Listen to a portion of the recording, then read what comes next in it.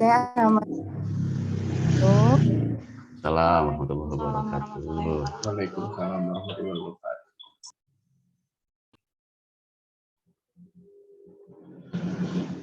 Di unmute dulu ya Teknika ya.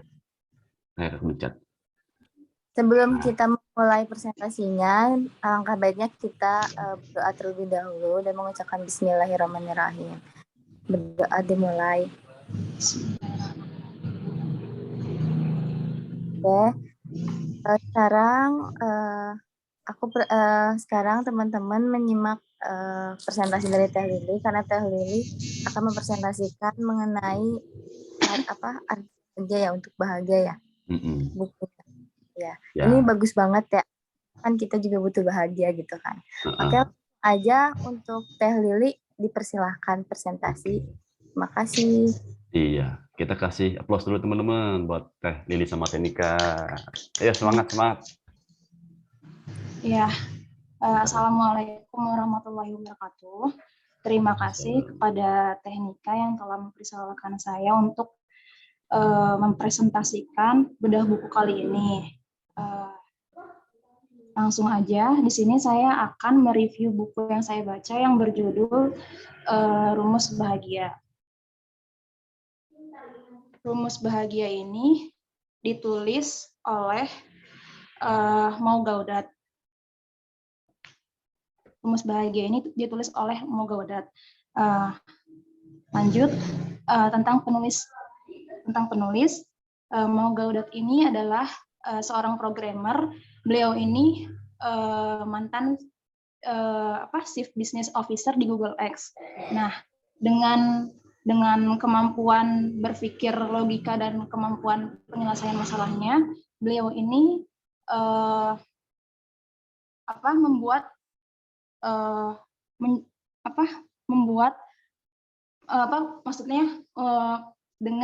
dengan keahlian logika dan kemampuan menyelesaikan masalahnya itu untuk menjawab pertanyaan soal bahagia, bagaimana otak bekerja untuk bagaimana kita bahagia atau kesedihan, seperti itu. Nah, berawal dari kematian putranya yang mendadak, beliau dan keluarganya ini mencoba menggunakan formula rumus bahagia untuk menyelamatkan mereka dari jurang keputusasaan.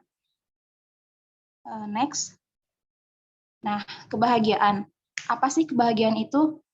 Dari hasil penelitian yang dilakukan oleh Mo Gaudat ini, bahwa kebahagiaan itu adalah keadaan default system manusia. Jadi sistem bawaan dari pabrik. Dalam hal ini itu bawaan dari Tuhan Yang Maha Esa. Nah, kita bisa lihat contohnya seperti anak kecil yang mereka ini bisa main dengan gembira, kemudian tidak merasakan sakit, tidak menangis, tidak rewel. Itu secara umum mereka bisa disebut bahagia. Seperti itu. Kemudian,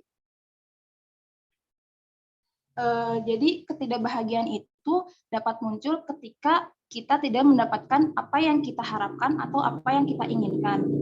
Formulanya itu bisa seperti ini. Persepsi kita tentang suatu kejadian itu dikurangi ekspektasi kita dalam hidup. Jadi jika persepsi kita terhadap suatu kejadian itu sama dengan atau lebih besar dari apa yang kita harapkan, itu berarti kita sudah bahagia. Seperti itu ya teman-teman. Next. Nah, di masa modern ini, kebanyakan orang-orang, bahkan orang tua, mempersepsikan kalau bahagia itu adalah sukses. Bahagia itu bergelimang harta, punya uang banyak, seperti itu. Bahkan orang tua menanamkan mindset kepada anak-anak itu harus lebih dari segalanya dari orang lain, kayak gitu. Padahal tidak seperti itu. Jadi kesuksesan itu bukan berarti dia bisa bahagia, kayak gitu. Seperti contohnya kemarin saya lihat berita di televisi, ada karyawan bank yang mencuri uang di bank swasta. Jadi si karyawan bank ini itu dia punya posisi jabatan yang lebih tinggi dari HR dengan gaji yang fantastis. 60 juta gaji dia, dan tapi dia itu masih nekat untuk dia melakukan kriminal, melakukan pencurian uang di bank swasta gitu. Nah, berarti di sini kan meskipun dia udah punya jabatan gitu, secara umum kan dia itu udah punya gaji yang tinggi gitu, tapi dia berarti nggak bahagia. Kenapa dia harus melakukan hal seperti itu kayak gitu. Jadi kebahagiaan itu bukan berarti kesuksesan itu bukan berarti bahagia kayak gitu. Kemudian selanjutnya, nah langsung ke rumus bahagianya itu ada Mogaudat membagi rumus bahagia dalam 3 angka, yaitu 6 ilusi besar yang termasuk penderitaan, 7 titik buta yang termasuk kebahagiaan, dan 5 kebenaran tertinggi yang termasuk sukacita. Nah, tahapan-tahapan ini itu akan membuka pikiran kita bagaimana bahagia yang sebenarnya itu seperti apa sih kayak gitu. Next. Nah, sekarang ke 6 ilusi besar. Yang pertama itu pikiran. Dalam pikiran itu pasti kita sebagai manusia itu ada dialog-dialog batin seperti suara-suara kecil dalam pikiran kita itu yang seringkali kita kalau mendengar suara kecil itu berarti itu apa yang kita mau gitu. Padahal nggak seperti itu. Dan ini tuh lebih ke hal-hal yang kita inginkan dan faktor lingkungan pergaulan kita yang membuat kita kemudian merasa kalau kita melakukan hal itu kita bisa hidup damai dan bahagia. Padahal nggak seperti itu. Kayak misalkan contohnya ada satu circle nih pertemanan. Nah, ada 4 orang yang menggunakan handphone iPhone, 1 orang menggunakan handphone Android. Nah, si yang menggunakan handphone Android ini dia langsung berpikiran, aduh saya sangat remeh nih karena nggak pakai handphone iPhone misalkan kayak gitu. Nah, dia langsung berpikiran aku harus punya handphone iPhone nih dalam waktu beberapa minggu kemudian gitu, harus punya, dan padahal dia itu nggak mampu untuk membeli handphone iPhone itu. Dia memaksakan diri untuk melakukan pinjaman online, misalkan kayak gitu. Nah, setelah dia coba pinjaman online itu, ternyata dia nggak sanggup untuk membayar cicilan yang diberikan oleh si pinjol itu. Nah, jadinya dia terlilit hutang kayak gitu. Berarti kan itu dia menderita kan. Jadi itu pikiran dia yang harus dihindari kayak gitu. Terus yang kedua itu diri, masalah mengenai diri sendiri. Dalam buku ini dijelaskan pertanyaan siapa sih diri kita itu sangat sulit dijawab ya teman-teman. Jadi dalam buku ini dijelaskan kalau diri kita ini Anda bukanlah emosi Anda bukanlah silsilah keluarga Anda bukanlah siapa nama Anda. Nah, di sini tuh disebutkan bahwa diri kita atau Anda yang sebenarnya adalah Anda yang tanpa semua itu, melainkan Anda yang dalam kesadaran penuh punya kendali atas apa yang kita lakukan tanpa pengaruh dari faktor lain kayak gitu. Jadi kita tuh sadar gitu akan diri kita sendiri gitu, tanpa ada faktor yang mempengaruhi kita kayak gitu. Terus yang ketiga itu pengetahuan. Apa itu pengetahuan? Dalam buku ini dikatakan bahwa pengetahuan itu sejatinya adalah Anda menyadari sampai di mana Anda tidak tahu. Pengetahuan itu dapat dipastikan bukan syarat untuk kebahagiaan. Nah, keadaan asli kita itu sebelum mendapatkan pengetahuan kita itu sudah bahagia. Terus karena pengetahuan yang bisa aja pengetahuan yang keliru itu bisa menjadi dasar hal yang mendasar kita tidak bahagia kayak gitu. Contohnya seperti misalkan kita punya pengetahuan dan wawasan tentang suatu ilmu misalkan.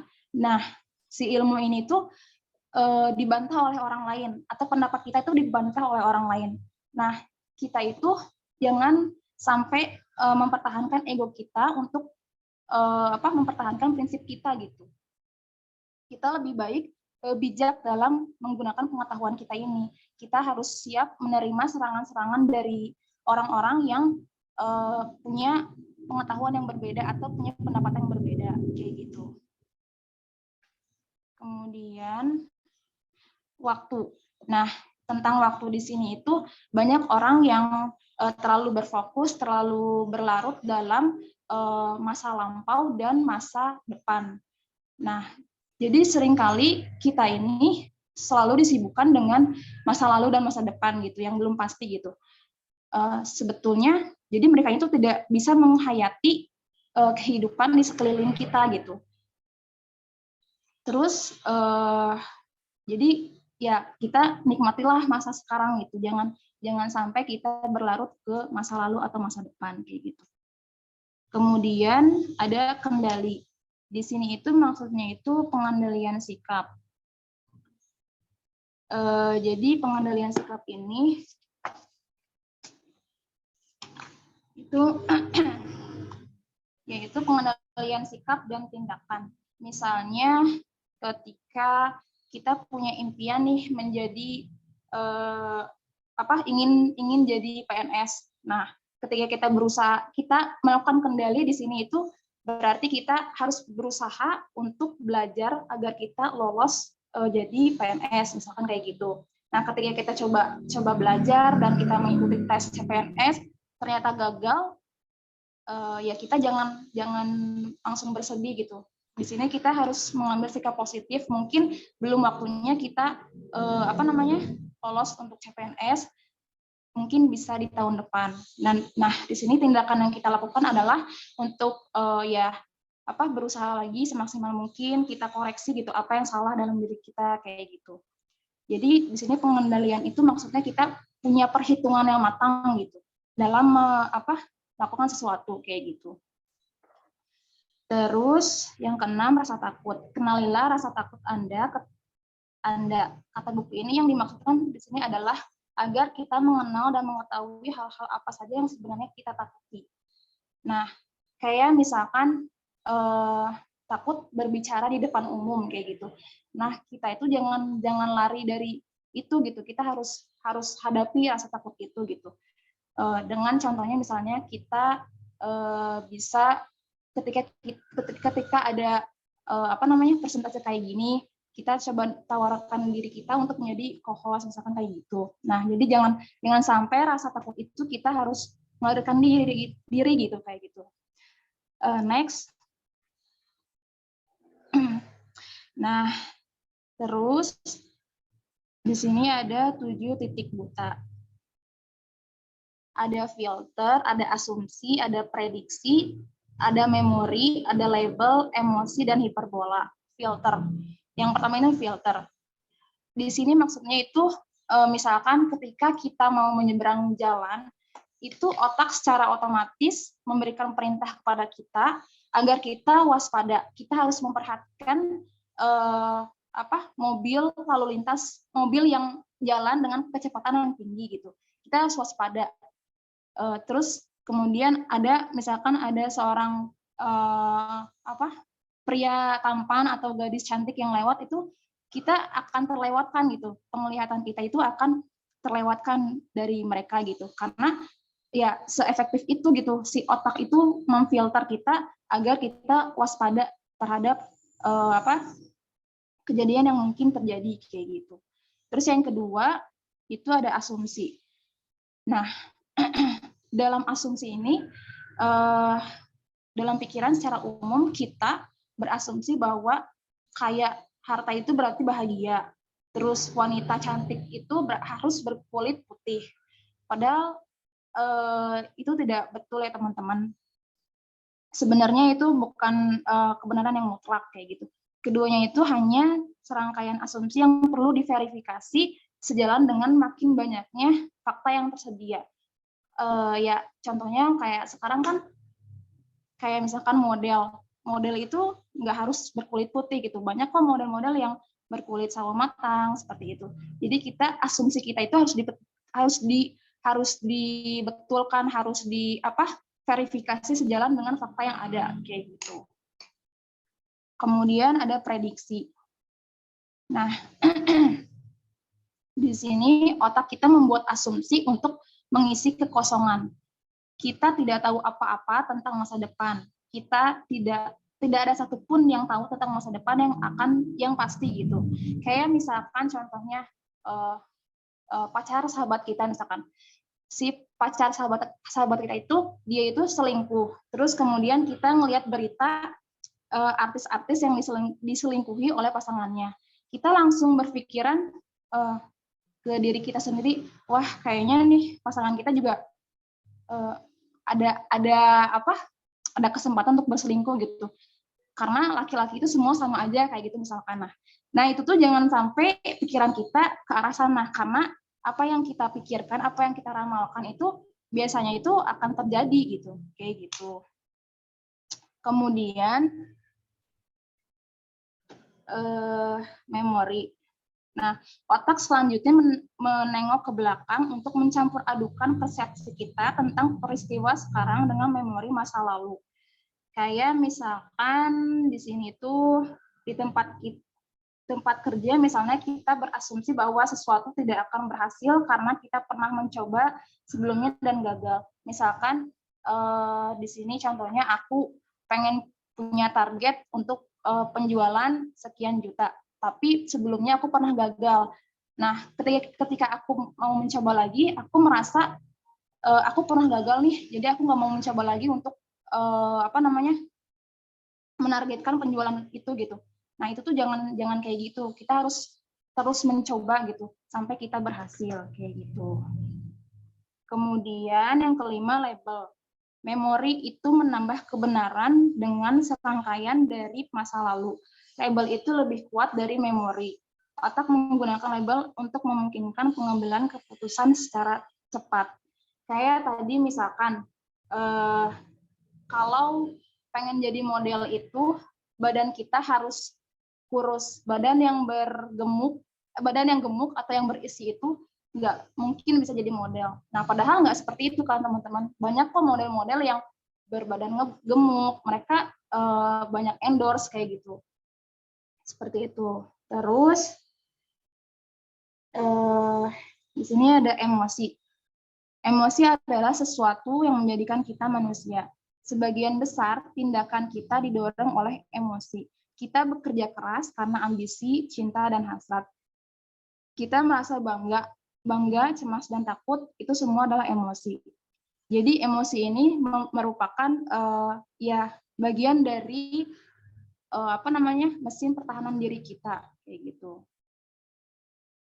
Kemudian yang ketujuh, hiperbola, yaitu melebih-lebihkan sesuatu dari apa yang sebenarnya. Misalkan ketika peristiwa negatif, misalkan ketika ada kejadian yang itu termasuk dalam peristiwa yang negatif gitu. Kayak misalkan kayak kemarin Lili sakit selama 7 minggu kurang lebih. Nah, Lili itu kayak merasa kayak ngerasa, aduh pekerjaan Lili ini udah terbengkalai lah pasti gitu. Nggak enak, takutnya Kang Tio mempermasalahkan atau kayak gimana. Padahal tidak seperti itu gitu. Padahal ketika kondisi sakit kan kita nggak tahu gitu. Dan pihak kantor pun tidak mempermasalahkan itu gitu, memakluminya kayak gitu. Sedangkan pikiran Lili itu udah kemana-mana, wah ini pasti bakal ada omongan atau kayak gimana kayak gitu. Itu lebih jangan sampai kita melebih-lebihkan apa yang sudah terjadi kayak gitu. Terus 5, kebenaran tertinggi. Next. Sekarang. Kehidupan berlangsung di sini dan sekarang. Kayak tadi sih ini kayak waktu. Akan tetapi mengapa banyak orang tinggal di masa lalu dan memikirkan masa depan. Banyak orang yang tidak menghayati masa sekarang dan tidak menyadari keindahan hidup di sekelilingnya. Nah, sadar sepenuhnya terhadap masa sekarang itu sangatlah penting, dan karena ini itu bisa meningkatkan peluang kita untuk bahagia. Jadi di sini kita harus punya spend waktu untuk me time, untuk merefreshkan otak kita untuk ya menyendiri, untuk menikmati suasana yang sekarang kayak gitu. Jangan terlalu disibukkan oleh pekerjaan atau urusan-urusan lain seperti itu. Kemudian yang kedua, perubahan. Perubahan itu nyata. Satu hal yang dapat kita ramalkan secara tepat adalah bahwa dunia besok akan berbeda dari dunia sekarang. Kayak misalkan detik ini akan berbeda dengan 10 menit kemudian, itu apa sih yang akan terjadi, kan kita nggak tahu kayak gitu. Nah, ada begitu banyak kesedihan di sekitar kita. Kalau kita mau bandingkan dengan kesedihan kita harus bandingkan dengan kesedihan yang lebih parah dari kita gitu. Orang lain misalkan, kita sakit misalkan, kita udah ngeluh sakitnya kok kayak gini ya, terus belum sembuh-sembuh. Ternyata ada teman kita yang sakitnya itu lebih ganas, punya penyakit ganas kayak gitu kan. Kita harus bersyukur gitu di situ, jangan sampai kita mengeluh gitu, karena ya masih ada orang-orang yang pasti di bawah kita kayak gitu. Kita harus bersyukur adalah jalan pasti menuju kebahagiaan kayak gitu. Kemudian yang ketiga ada cinta. Yang kita butuhkan itu hanya cinta. Cinta sejati adalah sesuatu yang nyata. Ada cinta bersyarat yang didorong oleh pikiran, dan cinta tidak bersyarat yang dirasakan tapi tidak dapat dipahami. Kayak misalkan aku suka orang itu kalau misalkan pakai baju hitam. Aku suka orang itu kalau misalkan memakai kendaraan mobil misalkan kayak gitu. Itu bukan cinta sejati ya teman-teman. Kayak kalau cinta sejati itu cinta yang memang dirasakan tetapi tidak dapat dipahami. Dalam hal ini itu sayangilah diri kita sendiri. Jadi jangan sampai kita luput dari pergaulan, melihat teman-teman kita, wah mereka ini bagus nih, rambutnya lurus, kemudian kulitnya putih, aku harus nih kayak mereka, aku harus ke dokter nih untuk suntik putih misalkan kayak gitu. Nah, jangan sampai seperti itu. Jadi kita harus berkawan dengan teman-teman yang bisa menerima kita apa adanya, yang membuat kita nyaman dengan diri kita sendiri kayak gitu. Kemudian kematian. Kematian adalah sesuatu yang nyata. Tidak seorang pun lolos dari kematian. Banyak orang yang takut akan kematian. Mereka ini sering menghindari kematian. Padahal sesungguhnya kematian itu adalah siklus dalam hidup kita gitu. Di sini dikatakan menurut Mogaudat ini, kalau kita menerima dan memahami bahwa kematian itu ada dan merupakan siklus dalam kehidupan, itu kita Mogaudat yakin kita itu akan hidup damai dan bahagia gitu. Kayak gitu. Jadi jangan pernah merasa jika kematian itu adalah sebuah akhir, tapi justru merupakan awal dari kebahagiaan, dari kehidupan maksudnya. Terus yang terakhir, rancangan. Di sini maksudnya itu sang perancang ya teman-teman. Ya, sang perancang itu adalah Allah Subhanahu wa Ta'ala. Kita berserah diri kepada Allah untuk membuat kita bisa menikmati hidup. Jadi segala sesuatu yang kita jalani atau misalkan takdir kita itu pasti udah diatur sama Allah kayak gitu. Oke, sudah. Mungkin teman-teman di sini ada yang mau bertanya atau kurang jelas atau ingin menambahkan, boleh silakan. Mohon maaf kalau misalkan kurang jelas tadi menjelaskannya. Atau kecepatan gitu boleh ditanyakan. Kita kasih applause dulu teman-teman. Alhamdulillah, ini keren banget ya. Serius keren loh. Yang bikin, yang nulisnya kan programmer ya. Jadi dia kan ngerti algoritma tuh, sebab akibat gitu. Bahkan ada rumusnya nih, bahagia itu sama dengan persepsi dikurangi ekspektasi, guys. Ini bener banget ini. Ini seru. Semangat nih Kak. Silahkan kembalikan ke host. Alhamdulillah kali ini udah beres ya, dipresentasikan sama Teh Lili. Sekarang siapa tahu ada yang mau ditanyakan kepada Teh Lili, boleh banget ya, karena ini bukunya sangat bagus sekali gitu tentang kebahagiaan gitu. Siapa tahu teman-teman ada yang ganjel dan boleh langsung aja ditanyain aja ya. Oke. Ayo, enggak.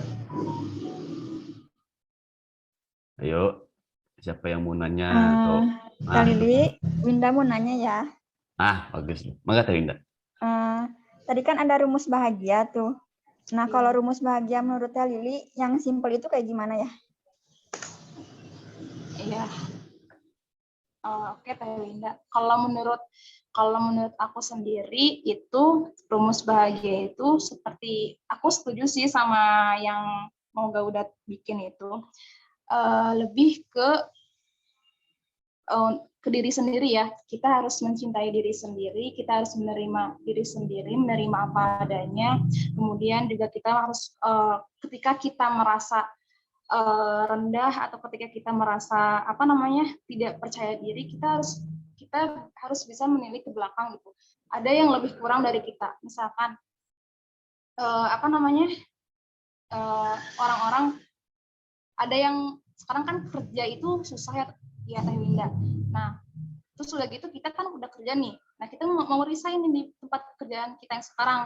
Nah kita tuh mengeluh di tempat kita kerjanya sekarang itu, aduh nggak nyaman nih sama aturannya atau gimana gitu kan.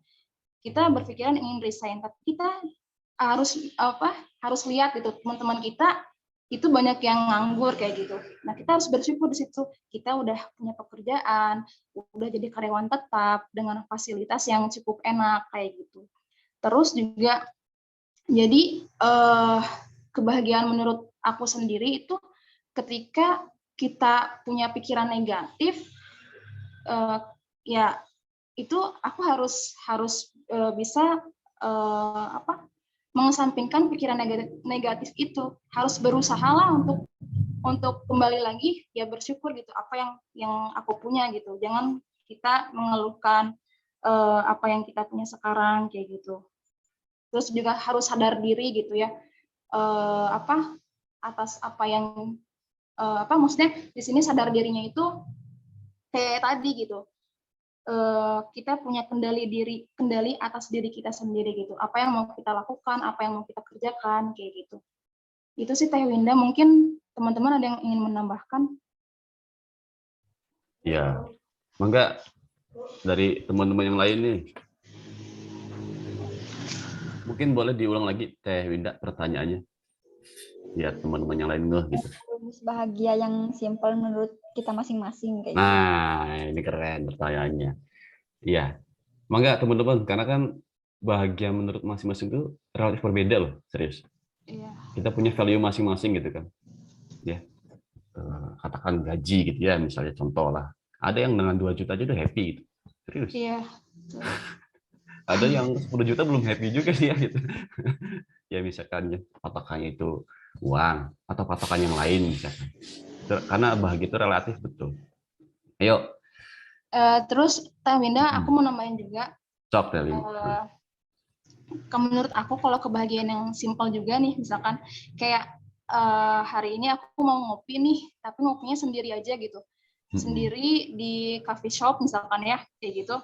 Sambil menikmati melihat barista-barista yang sedang membuat kopi untuk customer-nya. Itu tuh bikin aku tuh bahagia gitu, bikin kayak oh itu barista jago banget ya bikin kopinya, oh itu alat-alat baristanya tuh keren banget ya.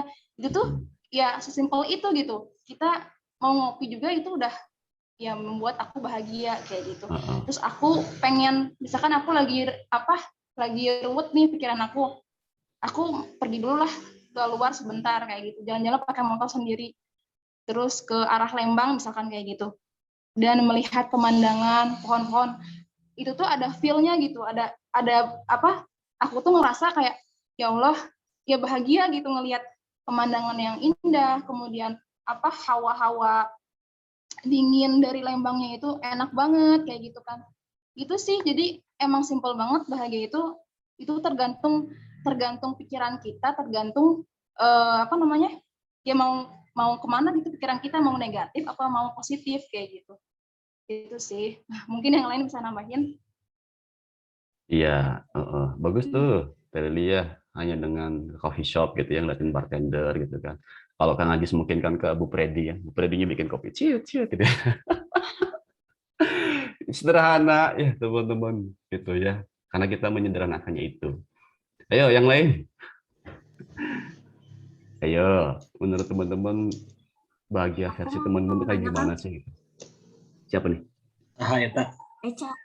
Oh, Teh Eca. Eca, boleh Kenapa boleh Eca sok Eca. nanya? Mana Ca? Kenapa Eca nanya? Eh, Abah udah nyari musuh aku lagi, Abah. kalau menurut Teh Lilin nih, cara mengatasi pikiran negatif yang kayak tadi misal Teh Lilin sakit tuh kan ada kerjaan tuh gimana. Nah, cara ngatasin pemikiran itu tuh gimana gitu. Oh iya, cara mengatasinya kemarin sih aku ya mencoba untuk tenangin diri aku dulu. Aku berpikir ya maksudnya aku langsung mikir mungkin nggak akan kayak gitu. Mungkin pihak perusahaan akan mengerti karena Lili sakit gitu. Dan Lili pun udah berbicara ke HR kalau Lili sakit dan menyertakan surat sakit.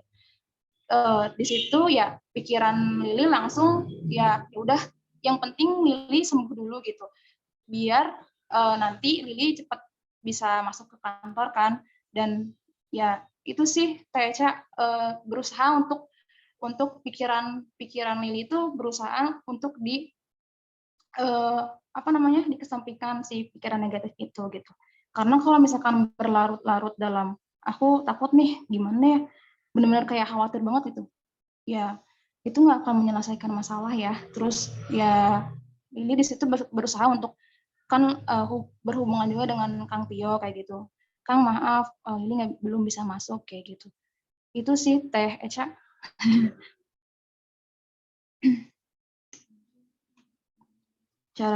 cara mengatasinya itu ya dengan menilik lagi gitu kalau misalkan aku berpikiran kayak gini aku bakal lama lagi sakitnya kalau aku banyak pikiran gitu jadi aku berfokus untuk ya fokus dulu aja kamu sembuh gitu biar kamu bisa bergabung lagi dengan perusahaan kayak gitu. Ya gitu ya Teh Eca ya. Mudah-mudahan memuaskan ya. Oke. Masih ke yang tadi tuh teman-teman. Ya, ada yang mau ditambahin nggak? Tadi pertanyaan tuh, bahagia versi teman-teman seperti apa? Mau dong ikut Nah, bagi-bagi. boleh. Taya nih bagus nih. Oke, Taya. Assalamualaikum warahmatullahi wabarakatuh. Waalaikumsalam warahmatullahi Alhamdulillah, Teh Lili luar biasa presentasinya. Diingatkan lagi gitu ya, sampai ada rumusnya, Kak. Aku suka yang ada rumus-rumusnya. Gitu. Tadi Teh apa sih rumusnya, Teh? Bahagia itu sama dengan persepsi dikurangi ekspektasi. Persepsi Iya. dikurangi Yes. ekspektasi. Ekspektasi. Kalau untuk menentukan kapan kita bahagianya gitu ya, salah satunya itu tuh kita harus bisa menentukan titik cukup kita itu di mana seperti kayak tadi yang dicontohkan Teh Lili ya. Saya tuh cukup dengan melihat barista di coffee shop itu tuh sudah merupakan kebahagiaan bagi Teh Lili. Kemudian tadi ada karyawan, saya tuh cukup dengan gaji 2 juta. Nah, itu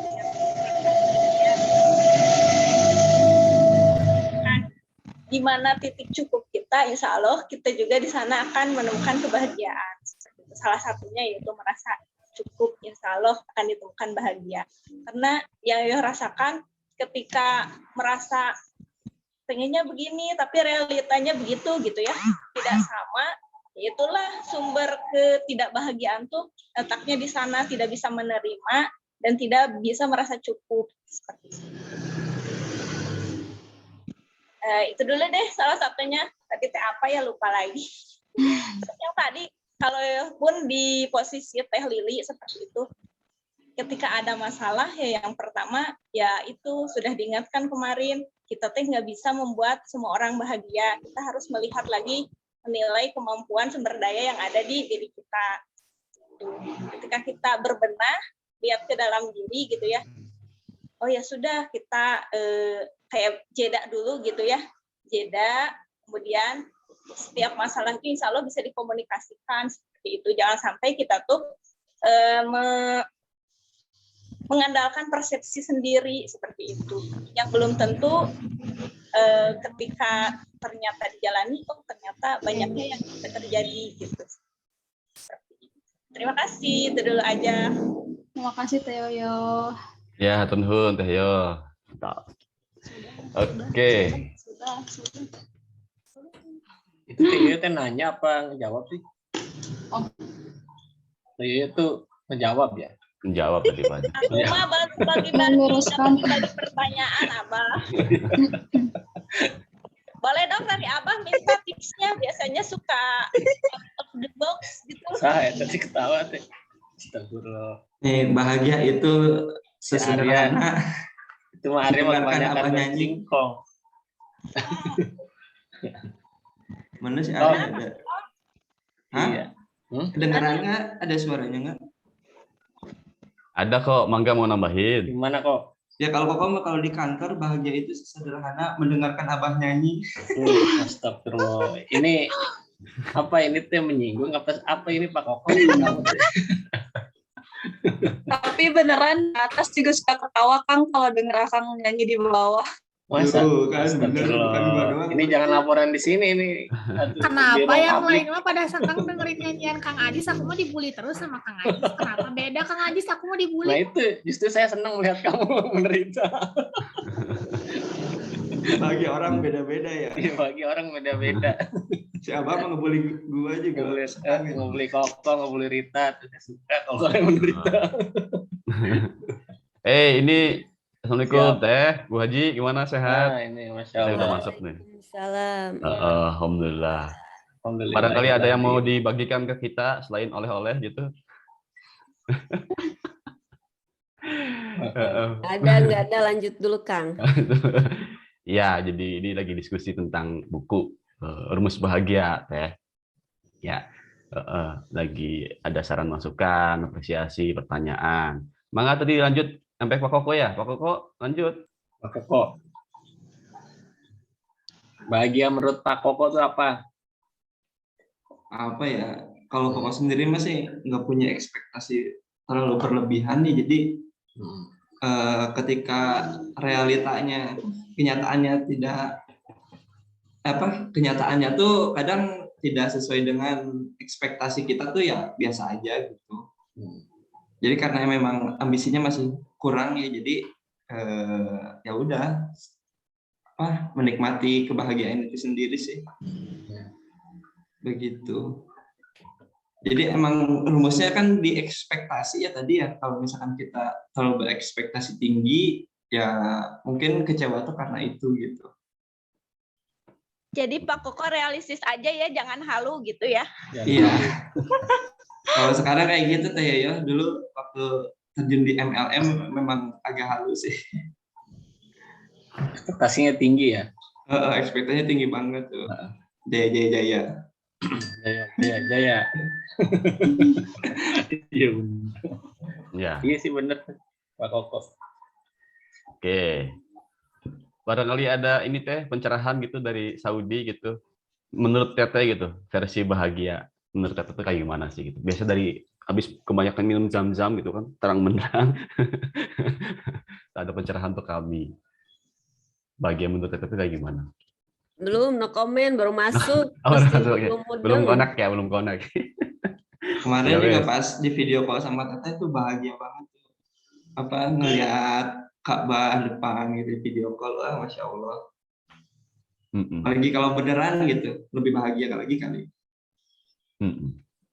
Itu ekspektasi Pak Koko. Iya. Nanti kalau nggak dikasih, ya bahagia. Ya, ya nggak masalah. Maksudnya kalau dikasih langsung di sana kan lebih bahagia gitu. Lebih bahagia. Dikasih video call aja udah bahagia, apalagi. Udah bahagia ya.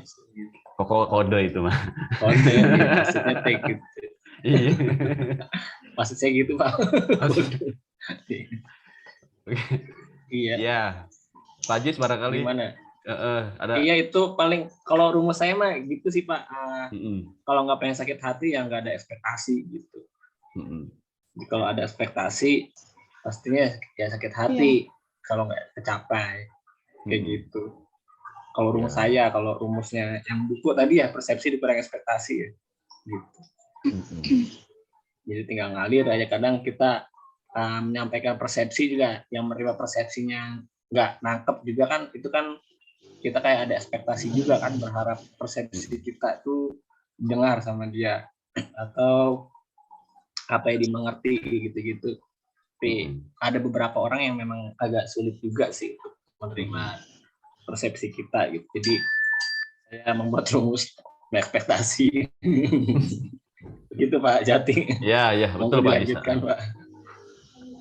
Ya, nuhun Pak Ajis. Ayo, ada lagi teman-teman yang lain? Ini mungkin sedikit ngulangnya tadi karena bagus nih bukunya ya. Si Mo Gaudat itu kan orang logik ya, programmer itu kan. Orang logik tuh sebenarnya mah dia punya apa ya, otak itu kan cerdas ya. Dia bisa memetakan sebab akibat gitu. Nah, ini ada rumusnya kan nih. Tadi seperti yang dikatakan teman-teman. Bahagia itu kan persepsi kita tentang sebuah kejadian dikurangi ekspektasi. Ini jelas banget dari sini teman-teman. Karena banyakkan kita ya menderita itu karena ekspektasinya kegedean gitu. Ya, coba aja misalkan ini ya, ekspektasinya 10 misalkan, persepsinya itu 1 gitu kan. Ini kan jadinya minus gitu. Kita nggak bahagia. Coba kalau misalkan persepsi kitanya itu gedein, ekspektasinya kita kurangin, bahagianya plus gitu. Ya, contoh misal tadi disampaikan sama Teh Lili bagus banget tuh kan, aplikatif ya. Ketika Teh Lili diterima kerja di Paku Payung gitu ya, yang luar biasa pekerjaannya gitu kan. Ada suatu kondisi di mana ego kita ya tadi kan dijelaskan tuh. Ada nah ini ilusi gitu ya. Jadi jangan cuma jadi teori ya, jangan cuma jadi konsep, ini praktekkan teman-teman. Ada ilusi besar kan, salah satunya pikiran gitu.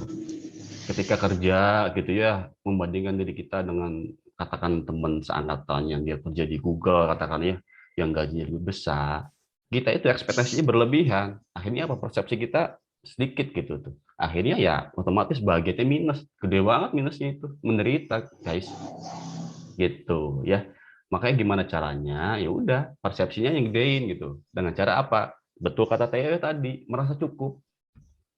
Ya alhamdulillah segini Ki, gitu kan. Aku masih harus bersyukur karena apa? Coba bandingkan diri kita dengan teman-teman yang di bawah kita gitu. Ya, kan kalau kata lagunya Tulus kan, Pak Adis ya, masih banyak yang lebih susah hidupnya. Gitu.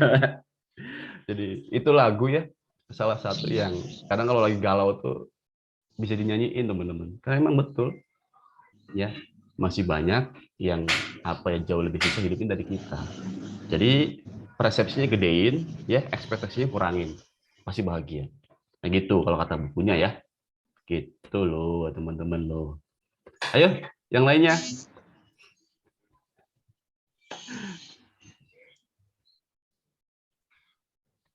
Banyakin syukurnya kalau versi Ibu Ustazah Yoyo mah.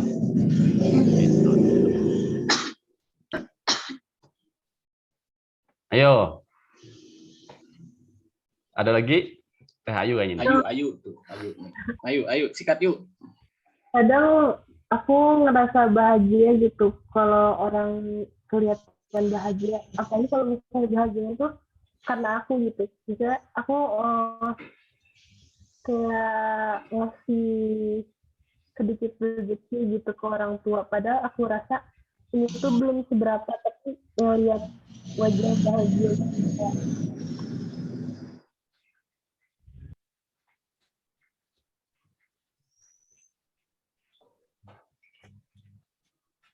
Dekat pesawat ya tadi. Ayu. Di rumahnya dekat pesawat ya? Dekat bandara Pak. Oh bandara ya. Pesawat hancur Pak. Aduh. Gimana Neng Ayu? Diulangi tuh. Lagi beli kelapa dulu. Oh iya. Ada suaranya nggak sih Bang? Ada. Suaranya ada tadi ke seling pesawat. Oh, enggak, di sini nggak ada pesawat. Mobil kali Pak. Sok ulangi deh ayo. Iya pokoknya kalau aku kadang ngelihat orang-orang yang aku di sekitar aku atau yang aku sayang gitu ya, terus bahagia gitu, entah kenapa kayak ngerasa bahagia aja gitu. Apalagi kalau misalnya bahagianya itu karena kita misalnya kayak aku ada sedikit rezeki gitu, aku bagiin ke orang tua, padahal menurut aku kayak ini masih sedikit banget gitu, tapi mereka tuh bahagia gitu, mungkin karena anaknya atau gimana ya, dan aku tuh ngerasa kayak senang aja gitu. Dan ya gitu aja sih. Kalau yang lainnya kan udah ditambahkan sama yang lain ya, jadi aku nambahin itu aja. Ya, betul. Setuju, Ayu. Betul nuhun. Iya, ada lagi teman-teman? Tunggu ya, teman-teman. Ini bagus loh seriusan bukunya ya. Karena yang buat juga ya tadi ya, dia kan orang logik gitu. Jadi enak gitu memahaminya itu. Nih, kayak balik tadi ya ke rumus bahagia tadi ya. Nambahin sedikit tadi kepikiran. Jadi bahagia itu kan persepsi dikurangi ekspektasi ya. Nah, persepsi kita itu kan yang harus digedein ya, teman-teman. Nah, kalau di tradisi Islam, persepsi ini supaya lebih gede itu ya, kitanya itu harus nerima gitu, kalau kata Teo itu. Ikhlas lah bahasa kitanya ya. Jadi apapun yang Allah kasih gitu ya, kadang kan nggak sesuai ekspektasi ya. Itu yang menurut kita gitu, menurut kita ya. Nah, rumus kalau kata mbah-mbah mah, kitanya harus qanaah gitu, bahasa agamanya kan nerima. Ya, dari menerima itulah gitu. Baru nanti akan muncul apa bahasanya keajaiban yang lain.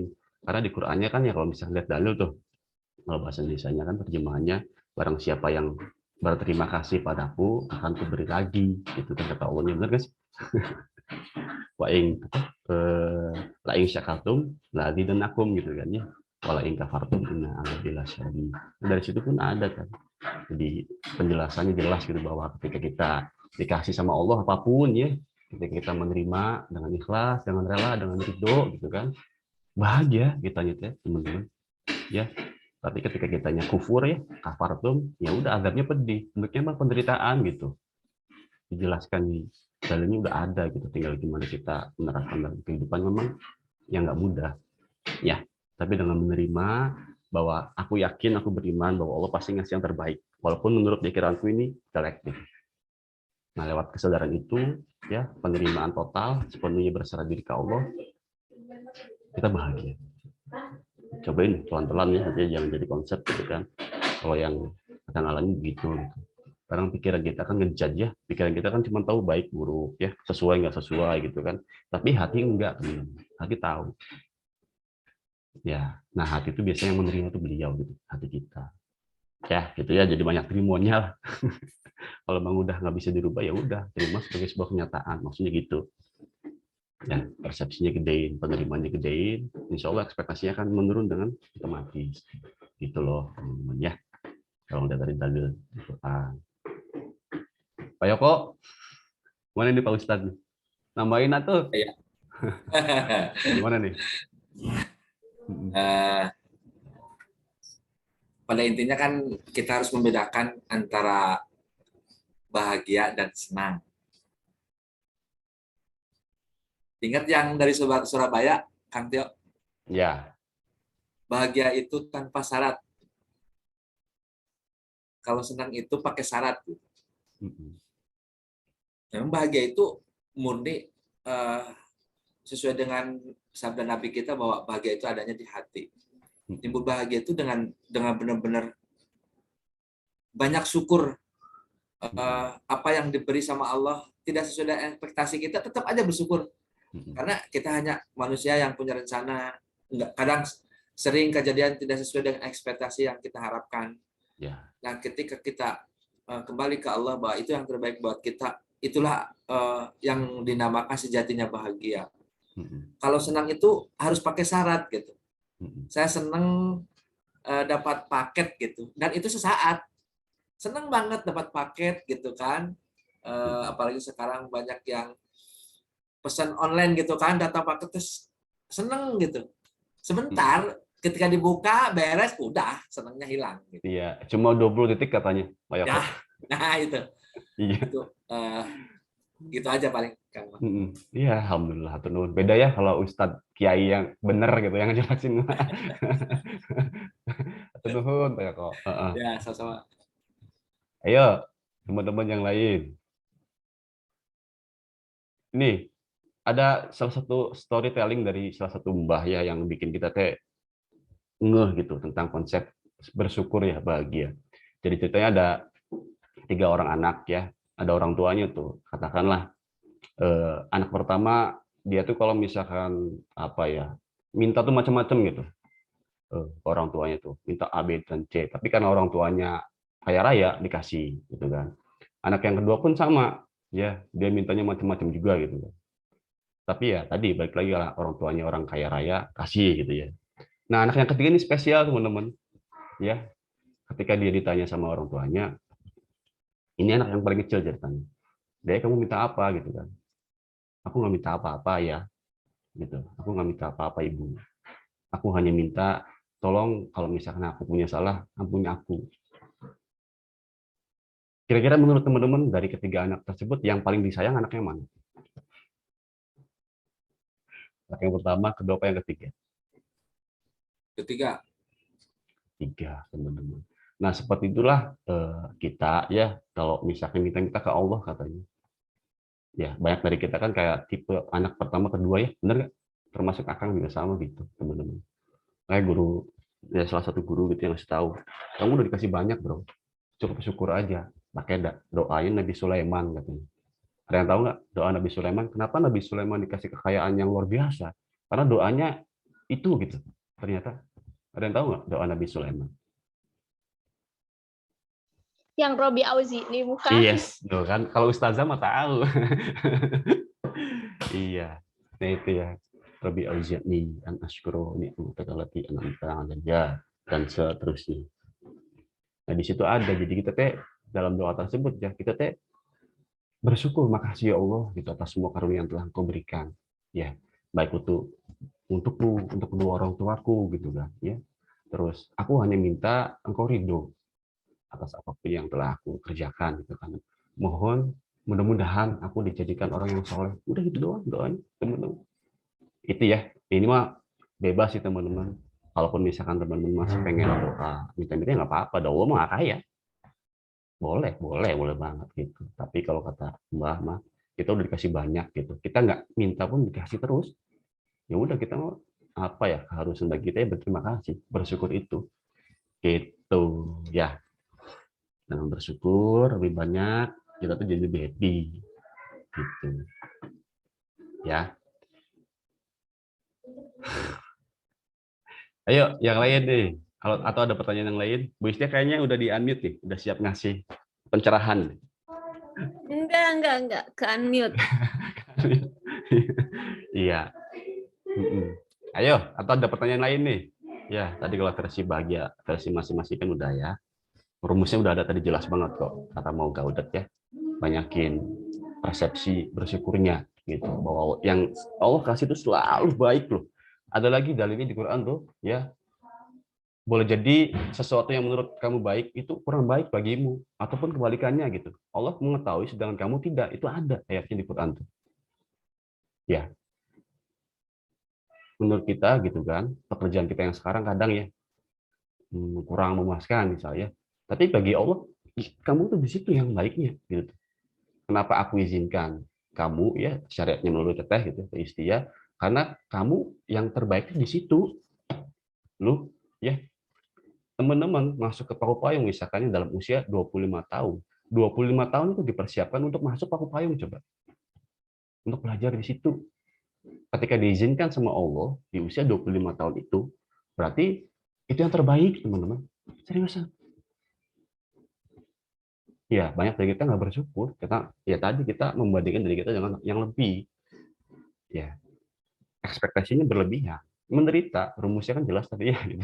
Kalau kita mau kan kegedean gitu.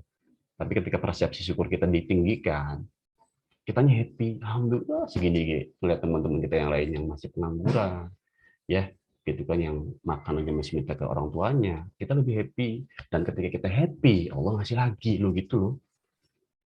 Ya, itu cenah Emang dalam pelaksanaannya luar biasa sih, nggak semudah itu teman. Tapi rumusnya begitu. Ya. Ayo, Teh Ayu nih, kayaknya mau nambahin nih Teh Ayu nih. Tukang nambahin biasanya. Udah. Yang lain yang belum nih, ayo. Atau ada pertanyaan? Ini masih ada waktu tuh. 27 menit lagi ya. Bagus loh. Atau mau dipreteli satu-satu. Yang tadi itu bagus loh. Yang nih, yang bentar ya. Nah ini 6 ilusi besar, 7 titik buta, 5 kebenaran tertinggi. Ini bagus banget loh teman-teman. Makanya nanti alhamdulillah filenya udah ada kan. Nanti di-share lagi kalau teman-teman mau gitu kan. Biar bisa dipelajari ulang. Jadi jangan mengikuti konsep. Ya, gimana Pak Koko? Ini ada yang menarik sih. Yang di 7 titik buta itu kan ada poin yang hiperbola ya. Siap, ada iya. Kita buka. Nah itu sih pengen lebih dibahas lagi nih. Kadang kita tuh kan sukanya kita tuh melebih-lebihkan sesuatu yang sebenarnya gede-gede amat gitu masalahnya tuh. Tapi kan kadang kita lebay gitu. Melebih-lebihkan masalah padahal mah nggak serumit itu gitu. Oke, sip. Nah, untuk men-switch dari yang pikiran kita lebay ke sebenarnya biasa aja sih gitu. Cara teman-teman gimana nih men-switch-nya gitu. Oke, ini pertanyaan bagus dari Koko teman-teman. Maka ke Teh Lili dulu materinya. Tadi gimana tuh? Hiperbola ya tadi. Iya. Kalau aku juga sih gimana ya, agak sulit sih dijawabnya. Soalnya aku pribadi masih suka kayak gitu, masih suka melebih-lebihkan peristiwa negatif. Gimana ya? Mungkin ada yang bisa. Iya. Aku pribadi masih kayak gitu. Ya, nuhun Lili. Oke, ada teman-teman yang bisa bantu? Kalau kita biasanya ya, hiperbola itu terjadi kalau enggak mendramatisir masa lalu, ya itu mendramatisir masa depan. Biasa masa depan sih, kebanyakannya kecemasan, kekhawatiran. Aduh gimana ya nanti, kayak Teh Lili misalnya presentasi hari ini kan pasti deg-degan tuh, tanyain aja. Ini gimana ya, benar nggak Teh Lili? Gitu ya? Iya. Gimana caranya supaya kita enggak seperti itu gitu. Ayo dari teman-teman dulu yang memang teman-teman lakukan ya biar enak gitu ngobrolnya tuh karena ngalamin sendiri kalau aku gini kan gitu ya. Ayo, nggak ada benar nggak ada salah di sini mah, sama-sama belajar teman-teman.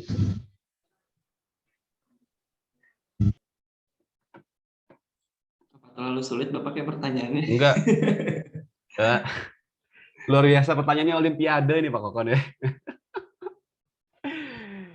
Ya jadi, nah Teh Ayu dulu. Ayu, mantap Ayu. Teh Ayu tuh ya, sorry Teh Ayu dipotong dulu. Teh Ayu tuh secara MBTI, beliau tuh healer, penyembuh gitu.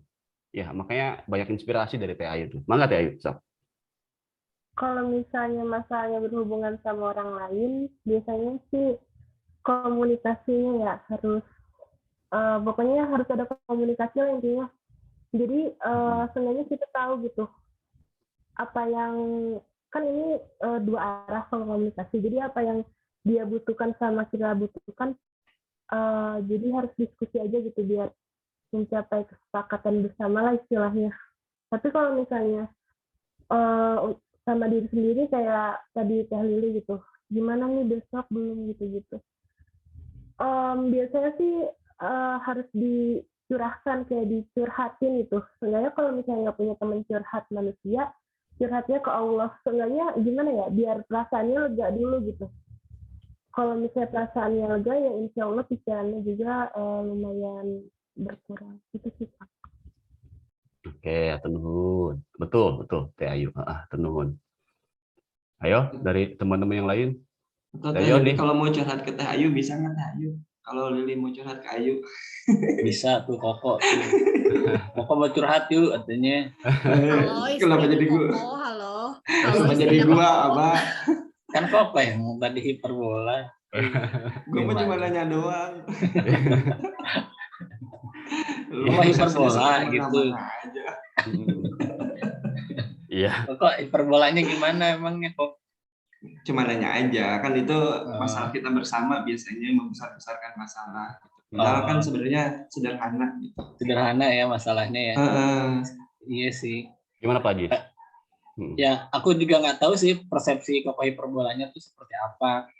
Kadang persepsi orang kan beda-beda ya. Jadi ketika mungkin bagi Koko hilangnya invoice tuh biasa aja sih, tapi bagi Toyo itu fatal. Gitu loh Pak. Maksudnya gitu, ada dua sudut pandang yang setiap divisi itu pasti berbeda persepsinya. Mungkin gitu yang contohnya kali ya Pak Koko ya. Gitu. Jadi memang harus ada komunikasi yang clear, terus emang ada solusi si masalah itu tidak akan terulang lagi ke depannya. Mungkin seperti itu. Kalau menurut aku ya. Ya, betul Pak Jis. Ada dua persepsi yang memang ini hiperbolanya seperti apa gitu.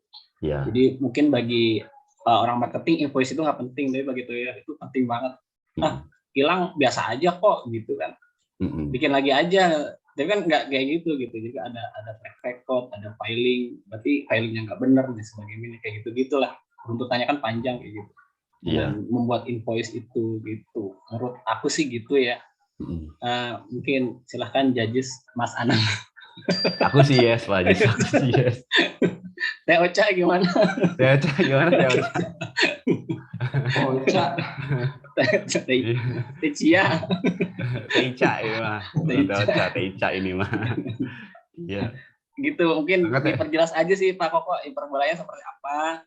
Biasanya ada dua persepsi yang berbeda sih biasanya. Kadang produksi sama sales biasanya mungkin sales paling gitu aja kan gampang gitu kan, tinggal kasih orderan, kasih penjahit selesai. Tapi bagi Feby nggak bisa gitu kan. Ini tuh yang artinya manusia, ada komunikasi, belum nyiapin bahan baku dan runtutan panjang banget. Kayak gitu sih menurut aku harus diperjelas juga sih permulaan itu yang seperti apa. Gitu, dan intinya sih komunikasi kayak gitu. Bersama-sama. I think so. That's it enough. Asik. Thank you so much. Ya, tenang Pak Jis. Udah belajar bahasa Inggris ya, Pak. Iya, ini kebanyakan gaul sama Arno di grup. Ya, oke. Tentuan Pak Jis, betul. Mungkin kok satu boleh diperjelas lagi pertanyaannya, kemudian contoh misalnya gitu ya, supaya kita bisa kasih gambarannya dari perspektif kita masing-masing. Mangga kok. Ya, kalau tadi lebih teknis sih sebenarnya. Sebenarnya kan ini kan apa ya? Ya bukan nggak terlalu teknis juga sih yang aku bahas tuh. Jadi kayak misalkan kadang emang masalah kita tuh sederhana tapi kadang dilebih-lebihkan. Kayak kemarin aja misalkan mungkin kalau kata Abah tadi persepsi kita beda-beda ya mungkin seperti itu juga. Kayak misalkan dari tim sales nih cuman produk Aurora misalkan yang kemarin cuma 2 pieces nih belum ada barangnya dari produksi misalkan. Kan mungkin menurut produksi mah cuma 2 piece ini gitu. Kalau menurut tim sales kan waduh ini tuh harus di apa, sebenarnya banyak gitu ngobrol sama apa, dikomplain sama mitra, terus mitranya juga dikomplain sama customernya, mungkin anaknya juga udah gede gitu pas barang udah dikirim tuh kayak gitu. Terima kasih Koko sudah mewakili. Oh gitu. Oh itu perasaan Rita ya. Udah ulang tahun lagi ya anaknya yang masih Aurora ya. Ya soalnya agak lumayan berat ya kalau dikomplain sama agen tuh, bukan kayak masalah kurang barang tinggal kirim gitu loh. Masalahnya kayak ini barangnya tuh nggak ada dan agennya tuh udah transfer gitu. Sedangkan itu kan PO gitu. Jadi ada beberapa agen yang mungkin tidak bisa terima. Apalagi mau menjelang Lebaran tuh jempolnya agen tuh luar biasa gitu teman-teman. Nggak kayak sebelum jauh-jauh Lebaran gitu.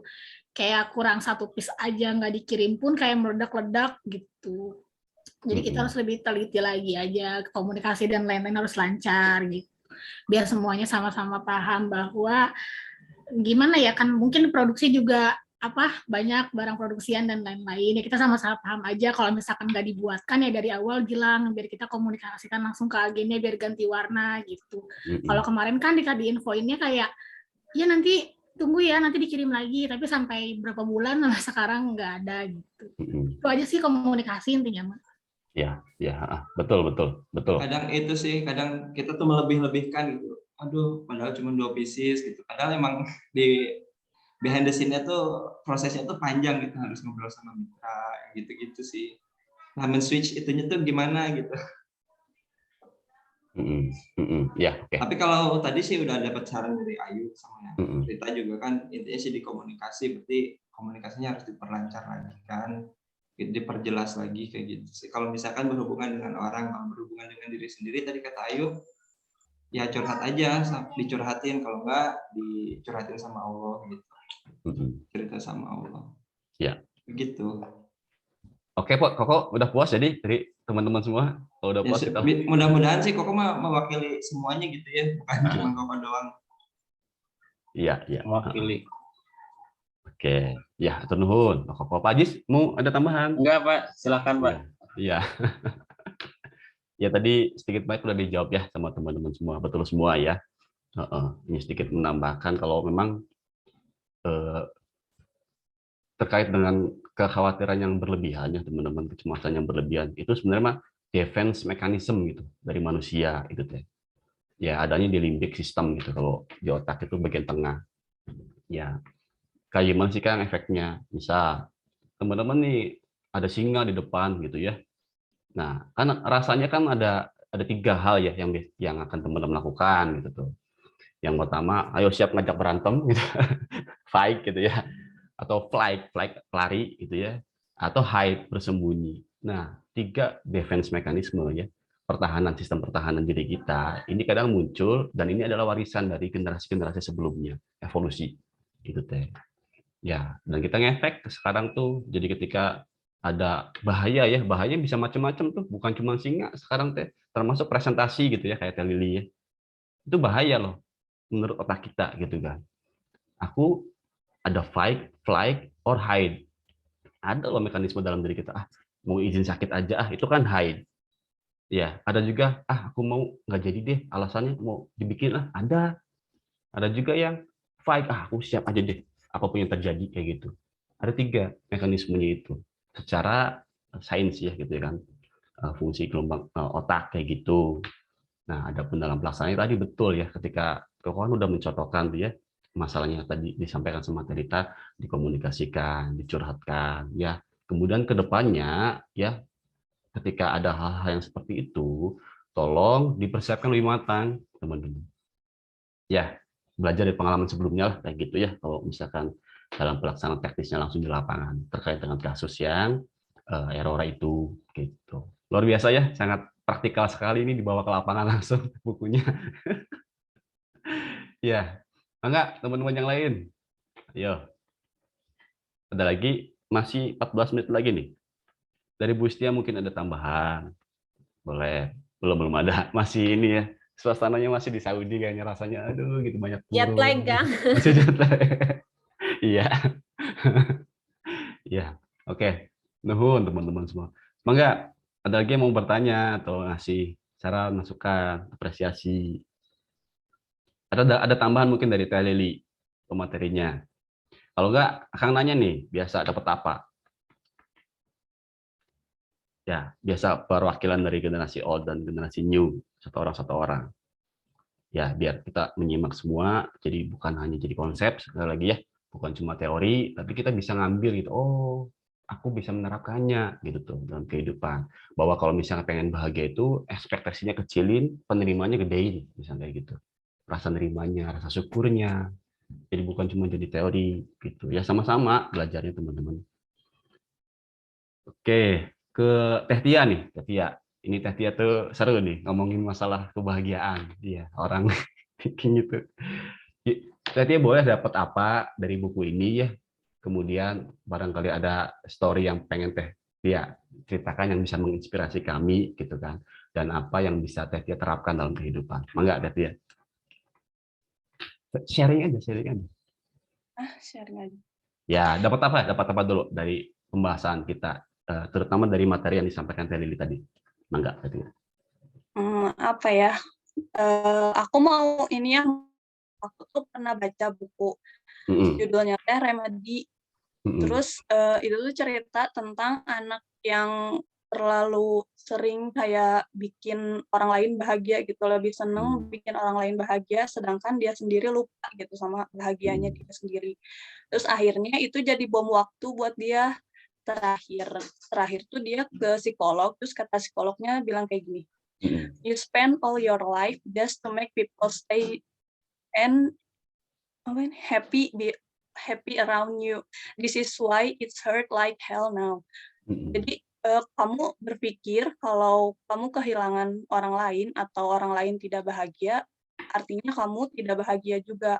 Tanpa sadar kamu menggantungkan bahagiamu pada orang lain. Jadi kayak emang bener sih kebanyakan dari kita tuh menggantungkan bahagianya kita ke orang lain gitu. Kalau misalnya orang lain itu nggak bahagia, kita juga jadi sedih gitu kan. Kebanyakannya kayak gitu. Atau cuman aku doang ya? Jadi curhat ya. Kayak gitu. Lanjut ya. Terus tanpa sadar juga ternyata kehadiran mereka tuh kadang ngasih toxic kayak ngasih apa ini teh, pokoknya kayak toxic gitulah ke kitanya gitu. Jadi kalau kata aku bahagia tuh emang dari diri sendiri sih, bukan ditambah rumus yang tadi kan persepsi dikurangin ekspektasi. Nah, ekspektasinya tuh emang harusnya kalau misalnya benar kata Kang Tio, ekspektasinya tuh apa ya? Aku tuh ngomonginnya nggak benar. Nggak apa-apa ekspektasinya jangan terlalu tinggi. Iya, kayak gitu. Ekspektasinya jangan terlalu tinggi gitu.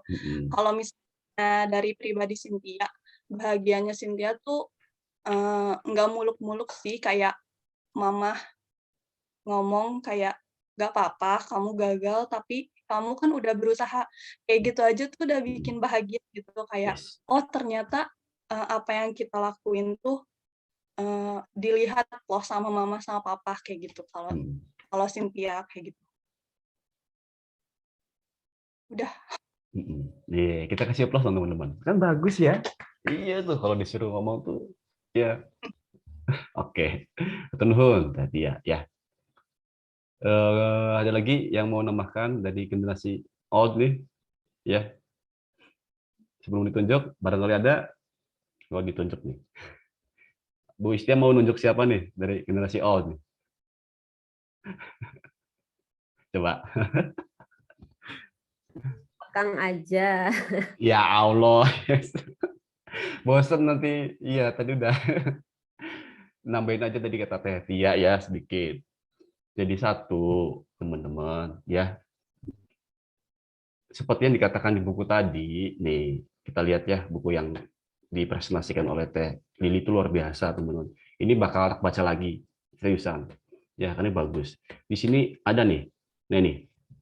Dari penelitian yang dilakukannya, ternyata kebahagiaan adalah keadaan default sistem. Bawaan kita, kalau bahasa Inggrisnya innate gitu. Ya, mudah-mudahan benar ya Bu Haji yang dosen bahasa Inggris. Innate, bawaan. Ya, jadi lihat anak kecil gitu ya. Dia tuh udah seneng gitu, nggak punya apapun gitu ya. Dia kan main sama temen-temennya gitu kan. Ya, ini diceritakan di sini kan. Kita bisa lihat anak kecil, balita secara umum mereka bahagia ketika tidak lapar atau sedang kesakitan. Karena memang ya default kita tuh bahagia gitu. Ini apa ya? Kalau di tradisi Islam gimana cara mengaksesnya kan? Kalau guru ya mbah-mbah ngasih tahu zikir. Zikir itu kita peace, damai. Ya, cobain deh teman-temannya. Itu tuh bukan senang kalau kata Pak Yoko, betul. Joyful gitu. Ya. Coba misalkan sekarang lagi bagus tuh momennya ya, lagi Ramadan kan, tahajud deh sebelum sahur gitu kan. Habis tahajud coba zikir. Subhanallah, alhamdulillah, walillahilhamd. Ya, nggak usah lama-lama, 5 menit aja. Ya, tapi benar terhubung gitu hati kita dengan Allah teh. Itu bahagia tuh. Kalau kata guru tuh, peace gitu. Nggak ada suka, nggak ada duka di situnya. Emang kalau belum latihan ada susah sih. Dah kan masih belajar ya. Gitu kalau di tradisi yang lain meditasi namanya. Kalau kita pikir damai, kita tuh defaultnya damai. Ya. Nah, ini dijelasin lagi nih, ketidakbahagiaan muncul saat kita tidak mendapatkan apa yang diinginkan. Karena ekspektasi, karena harapan. Makanya dijelaskan ini harapannya ya atau ekspektasinya jangan terlalu tinggi gitu tuh. Bukan berarti nggak bisa nggak boleh bercita-cita setinggi mungkin, bukan berarti begitu. Seimbang gitu. Balance. dengan kapasitas dan kompetensi diri kita gitu teman-teman. Ya, itu kalau dari Tia tadi kan bahwa kita secara defaultnya itu udah bahagia. Ya, caranya gimana? Kalau sederhana dalam tradisi Islam itu zikir. Ada dalilnya di Quran kan? Ingatlah hanya dengan mengingat Allah hati kita menjadi tenang. Kan gitu. Jadi bukan cuma teori, ya di Quran itu luar biasa loh teman-teman. Ayat-ayat Quran itu kalau kita pahami ya ayatnya gitu kan dan terapkan dalam kehidupan itu emang ngefek gitu ya. Lagi galau, banyak kekhawatiran, kecemasan, tarik nafas, hidup di saat ini, aktifkan semua indera gitu ya. Kalau nggak puasa minum kopi dan lain-lain. Makanya tadi kan dijelaskan ada kebahagiaan tertinggi, 5 kebahagiaan tertinggi. Ini kata mau Gaudat. Jangan jadi teori makanya ya. Praktekkan. Ini bagus nih bukunya. Ini ada di sini. Nih 5 kebenaran tertinggi di sini itu adalah ilusi besar. Nah ini sekarang ini sering diulang-ulang kan sama kita rame-rame ya. Hiduplah di saat ini teman-teman. Now, here. Di sini saat ini kini sadar penuh hadir utuh gitu bahasa di dunia motivasinya ya. Gitu kan. Karena pikiran kita ketika kita menderita amati deh. Jangan jadi konsep ya. Amati pikiran kita tuh kalau nggak ke masa lalu sedih, kecewa gitu ya. Atau ke masa depan soalnya khawatir, cemas nanti gimana ya ini. Benar nggak? Amati deh. Makanya guru-guru bijak ngasih tahu ya, ustadz-ustadz, kiai gitu ya. Hiduplah di saat ini gitu tuh. Caranya gimana ya tadi? Kita mengaktifkan semua indera ya. Makanya akan kalau mana-mana Kang Arya juga ya secara nggak langsung Kang Arya ya itu mempraktekkan gitu. Bawa inhaler gitu tuh. Ya, itu tuh mengaktifkan kondisi saat ini guys. Kalau teman-teman ngerti mah ilmunya tuh. Bawa aromaterapi atau bawa apa namanya? Yang tolak angin gitu-gitu ya. Usap-usap kayak gitu supaya indera kita aktif gitu. Jadi nggak ke masa depan, nggak ke masa lalu gitu. Ingat selalu ya, selalu ingat seperti yang kata Teh Yoyo minggu kemarin sampaikan, remote-nya udah di kita gitu tuh. Ya. Channel-nya dari kita kalau kita lagi khawatir, cemas, tadi nyambung ke pertanyaan Koko, gimana kalau kita lagi cemas dan khawatir? Itu kan persepsimu, rubah, remote-nya dari kamu gitu tuh. Ya, sepenuhnya 100% ada di kita, guys. Bahagia itu. Ya. Dengan cara apa? Merubah persepsi. Gitu. Ini kan nggak teori ya. Jadi langsung praktek kita. Ada kan di sini kata mau Gaudat nih. Nah, ini.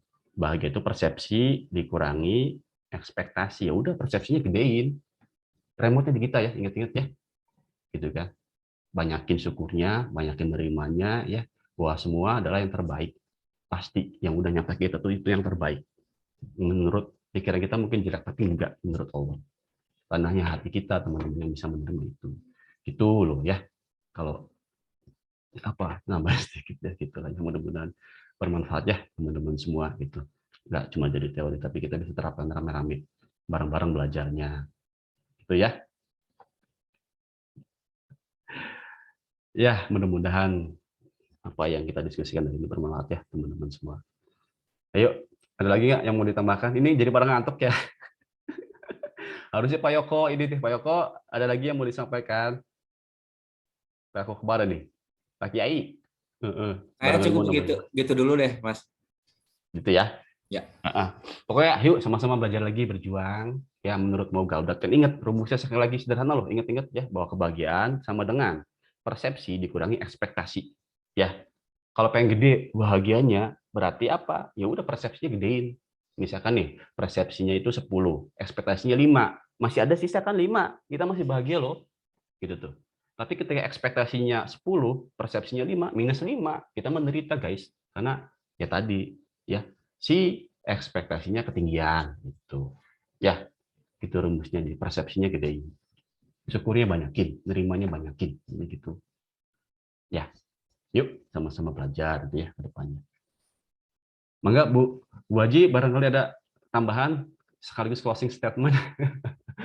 Belum masih jet lag ya udah. Siap. Oh, nambahin Bapak Kek. Boleh kok, sok mangga kok.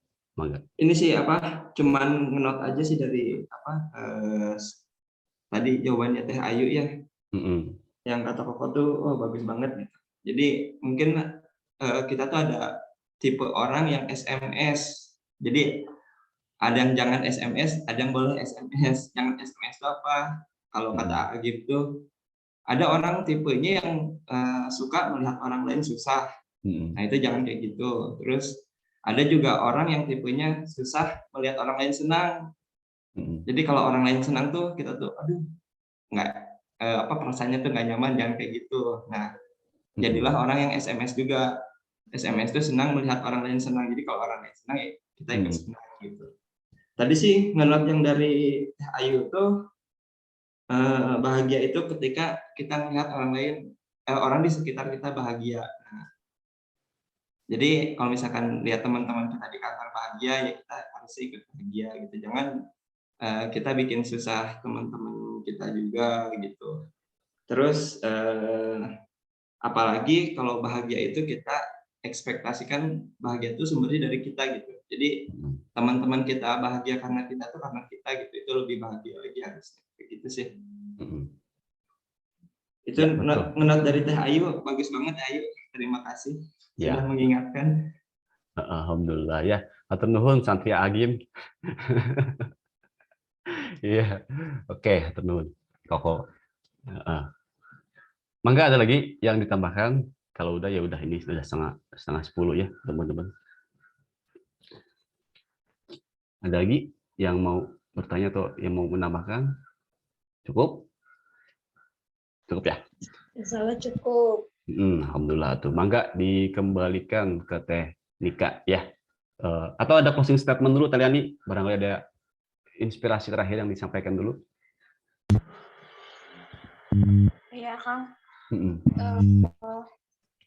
Aku bersyukur sih bisa baca buku ini karena Lili itu orangnya selalu berpikiran negatif gitu. Kebanyakan tuh pasti selalu negatif gitu. Negatifnya itu lebih besar daripada positifnya gitu. Nah setelah membaca buku ini ya alhamdulillah tercerahkan gitu. Ya kalau mau bahagia itu kita harus bersyukur, kita harus melihat orang-orang yang di bawah kita, ada yang kurang beruntung, kemudian juga kita harus